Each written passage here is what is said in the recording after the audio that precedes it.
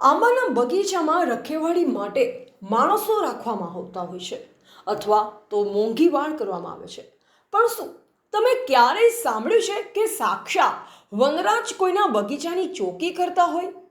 જી હા, અમરેલી જિલ્લાના ધારી તાલુકાના જર ગામમાં કંઈક આવો જ અદ્ભુત નજારો જોવા મળી રહ્યો છે. અહીં સ્વાદિષ્ટ કેસર કેરીના બગીચાની સુરક્ષા કોઈ સિક્યુરિટી ગાર્ડ નહીં પણ સિંહ પરિવાર કરી રહ્યો છે. જુઓ અમારો આ ખાસ રિપોર્ટ. અમરેલીના ધારી પંથકની સીમ અત્યારે કેસર કેરીની સુગંધથી મહેકી રહી છે. પણ આ સુગંધ વચ્ચે ગિરનાર રાજાની ગર્જના પણ સંભળાઈ રહી છે. જ્યારે ગામની સીમમાં આવેલી આંબાની વાડીઓમાં અત્યારે સિંહ પરિવારે ધામા નાખ્યા છે. એક સિંહણ અને તેના 3 પાઠડા આ આંબાવાડીને પોતાનું ઘર બનાવી ચૂક્યા છે. દિવસે આંબાની ઠંડી છાયામાં આરામ અને રાત્રે બગીચામાં પહેરો. આ નજારો જોઈને ભલભલાના પરસેવા છૂટી જાય.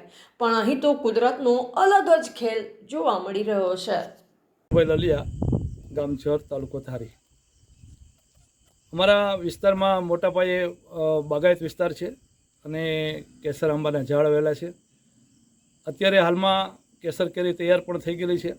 અમારા વિસ્તારમાં સિંહ, ભૂંડ, રોજ બહુ જ ખૂબ જ પ્રમાણમાં વસવાટ કરે છે.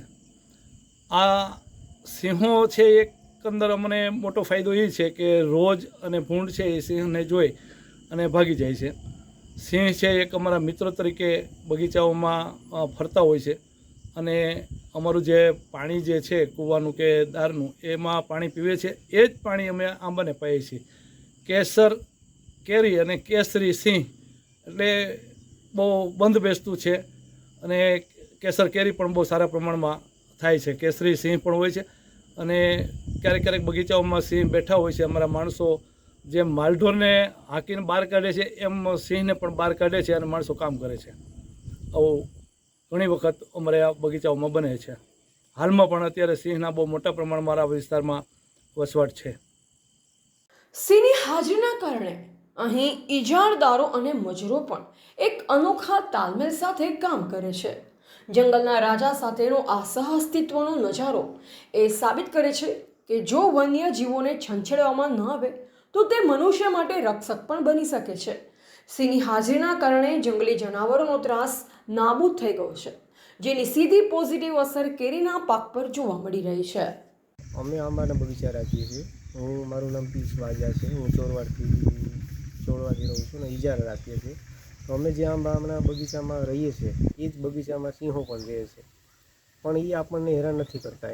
એ સિંહોને લીધે અમને જે ભૂંડ છે, રોજ છે, જે નુકસાન કરે છે આપણા આંબાના બગીચામાં એ અટકાવે છે. મતલબ અમને કોઈ હેરાન નથી કરતા. અને અમે એ લોકો જે એ પાણી પીવે છે, કુંડીએ પાણી પીવા આવે છે, એ જ પાણી અમે આ આંબામાં પાઈએ છીએ.